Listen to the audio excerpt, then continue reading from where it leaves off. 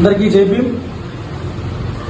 మదనపల్లి ప్రజలందరికీ కూడా తెలుసు, నిన్నటి రోజున బహుజన్ సమాజ్ పార్టీ ఆధ్వర్యంలో ఆంధ్రప్రదేశ్ రాష్ట్రంలో దళితులపై జరుగుతున్నటువంటి దాడులు, ఎస్సీ ఎస్టీ బీసీ మైనార్టీలపై జరుగుతున్నటువంటి దాడులకు నిరసనగా టీడీపీ ఎమ్మెల్యే రఘురామకృష్ణరాజు బాబాసాహెబ్ అంబేద్కర్ చిత్రపటాన్ని చీల్చేసిన సందర్భాన్ని, పంతం నానాజీ జనసేన ఎమ్మెల్యే దళిత డాక్టర్పై దాడి చేసిన సంఘటనను నిరసిస్తూ మదనపల్లి సబ్ కలెక్టర్ కార్యాలయం ముందు నిరసన కార్యక్రమం చేపట్టడం వాస్తవం. భారత రాజ్యాంగం ప్రకారం అది మా హక్కు, మేము చేశాం. అదేవిధంగా మాకు ముందు అంటే బహుజన్ సమాజ్ పార్టీ కార్యక్రమానికి ముందు అదే ప్లేస్ లో అదే సబ్ కలెక్టర్ కార్యాలయం ముందు మేము 8 నిమిషాల పాటు చేస్తే, ఎందుకంటే మనం మాట్లాడే కదా రికార్డ్ అంతా ఉంటుంది, అక్కడ కెమెరాస్ ఉన్నాయి. మేము 8 నిమిషాల పాటు చేస్తే ఆర్ఎస్ఎస్ పిహెచ్పిఎస్ అంటే విశ్వ హిందూ పరిషత్ వాళ్ళు 45 నిమిషాల పాటు వాళ్ళు కూడా ధర్నా చేశారు. అది వాళ్ళ హక్కు, వాళ్ళు చేసుకున్నారు. వాళ్ళు చేసిన ధర్నాకు వ్యతిరేకం కాదు. వాళ్ళు చేసిన ధర్నాకి పోలీసులు ఎలాంటి కేసులు నమోదు చేయలేదు. వాళ్ళు లౌడ్ స్పీకర్ పెట్టుకుని ధర్నా చేశారు, రాస్తారోకా చేశారు. వాళ్ళపైన ఏం కేసులు పెట్టలేదు.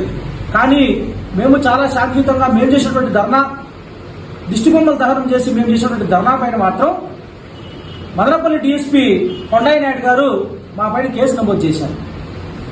నేనేమడుగుతున్నానంటే, గతంలో మేము చేసిన ర్యాలీ పైన ఆయన కేసు నమోదు చేశారు. మదనపల్లి నియోజకవర్గంలో చాలా చోట్ల గత నెల రోజులుగా 30-40 రోజుల పరిధిని మనం తీసుకుంటే, ఈ 30-40 రోజుల పరిధిలోనే దాదాపు దళితుల పైన 10 అట్రాసిటీ కేసులు నమోదయ్యాయి. దళితులు కొట్టారని అట్రాసిటీ కేసులు నమోదయ్యాయి. దళితులు మదనపల్లి నియోజకవర్గంలో క్షేమంగా ఉన్నారంటే, వాళ్లకు రక్షణ ఉందంటే లేదు. మేము దాన్ని నిరసిస్తూ మా హక్కుని మేము వినియోగించుకుంటా ఉంటే కూడా కొండయ్య నాయుడు గారు 2 కేసులు పెట్టారు. ఒకటి ఎఫ్ఐఆర్ నంబర్ 162/2024, రెండోది 169/2024. ఇలా 2 కేసులు నమోదు చేశారు. ఆయన నేను ఏమడుగుతున్నానంటే, నిజంగా మా పైన కేసులు పెట్టే చిత్తశుద్ధి ఏదో, మీరు దళితులపైన దాడులు చేసే వాళ్ళపైన మీరు వాళ్ళ పక్షాన్ని నిలబడకుండా సరైన టైంలో సరైన నిర్ణయం తీసుకుని వాళ్ళ అరెస్ట్ చూపించడమో లేకపోతే కౌన్సిలింగ్ ఏర్పాటు చేయడమో చేసి ఉంటే ఈ రోజు మేము రోడ్డుపైకి వచ్చే పరిస్థితి కూడా లేదు. కానీ మీరు ఈ రోజు ఆర్ఎస్ఎస్ విశ్వ హిందూ పరిషత్ చేసిన దాన్నేమో, లౌడ్ స్పీకర్ పెట్టుకున్నానేమో మీరు సమర్థిస్తారు, మేము చేసిన దానిపైనేమో మేము కేసులు పెడతారు. అంటే దీన్ని మేము ఏ విధంగా చూడాల్సి వస్తుంది? అంటే ఇది కుల వివక్ష కాదా? కొండయ్య నాయుడికి అగ్ర కులాలకు ఒక న్యాయం, దళితులకు ఒక న్యాయం లాగా కనపడటం లేదా? ఖచ్చితంగా కనపడతా ఉంది. ఇదే సందర్భంలోనే ఇదే మదనపల్లి టౌన్ లో నిన్నగాక మొన్న ఒక నిమజ్జనం జరిగింది. ఆ నిమజ్జనంలో తెలుగుదేశం పార్టీ పాటలు పెట్టుకుని పెద్ద ఎత్తున డీజేలు పెట్టుకుని ర్యాలీలు చేసినారు. ర్యాలీలు చేయడమే కాకుండా వాళ్ళు ఫోటోలు పెట్టుకున్నారు, కలర్ రంగులు వేసుకుని చాలా సంతోషం చేసుకుని దానికి మేము అడ్డపట్టంలే. దాన్ని ఒక సాక్షాత్ సిఐఓ ఈ విధంగా చేయకూడదు, దేవుడి నిమజ్జనంలో ఈ విధంగా చేయకూడదు అని చెప్పి ఆయన ఒక పోలీస్ అధికారిగా మాట్లాడితే ఆయన్నే మీరు ఎదురించి మాట్లాడి మళ్ళా 10 సౌండ్ పెట్టి మేము డాన్స్ చేస్తాం, మీరు ఏం చేసుకుంటారు చేసుకోండి అని చెప్పిన సంఘటన కూడా మదనపల్లి ప్రజలు చాలా మంది తెలియదు. కానీ తెలియజేస్తా ఉన్నా, వాళ్ళపైన కేసులు కట్టారా అంటే మీ సామాజిక వర్గానికి సంబంధించిన పైన మీరు కేసులు కట్టరు, అగ్ర కులాలకు సంబంధించిన పైన కేసులు కట్టరు, అదేవిధంగా దళితుల పైన దాడులు చేసిన వారి పైన కేసులు కట్టి వాళ్ళని అరెస్ట్ చేయరు.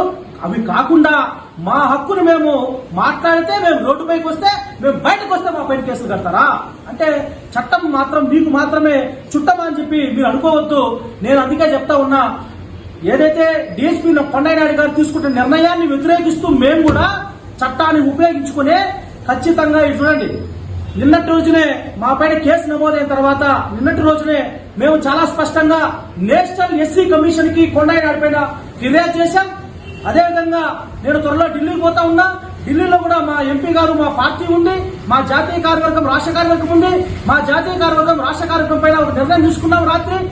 ఈ రోజు నుంచి వచ్చే 3 రోజుల వరకు ఆంధ్రప్రదేశ్ రాష్ట్రంలో 175 నియోజకవర్గాల్లో ప్రకటనలు, నిరసనల ద్వారా నిరసన ద్వారా ఏదైతే తెలుగుదేశం పార్టీ ప్రతిపక్షంలో ఉన్నప్పుడు ఏ విధంగా అయితే దళితులకు మేము అండగా ఉంటామని చెప్పి దళితులను మభ్యపెట్టి మోసం చేసి ఈ రోజు టీడీపీ కూటమి ప్రభుత్వం ఏర్పాటైన తర్వాత ఆంధ్రప్రదేశ్ రాష్ట్రంలో మా పైన దాడులు చేస్తా ఉంటే వాళ్ళపైన కేసులు కట్టకుండా వాళ్ళకు ప్రభుత్వం అండగా ఉండి ఇట్లాంటి కొండైన లాంటి అధికారులు అడ్డం పెట్టుకుని మా పైన కేసులు పెడతా ఉన్నారు కాబట్టి దీనికి మీరు మొదలు పెట్టారు, మేము దీన్ని ఖచ్చితంగా పూర్తి చేస్తాం.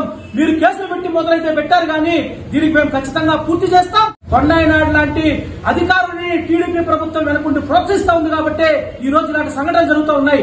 ఆంధ్రప్రదేశ్ రాష్ట్ర వ్యాప్తంగా మా రాష్ట్ర కమిటీ నిర్ణయం మేరకు అన్ని చోట్ల నిరసన కార్యక్రమాలు జరుగుతాయి.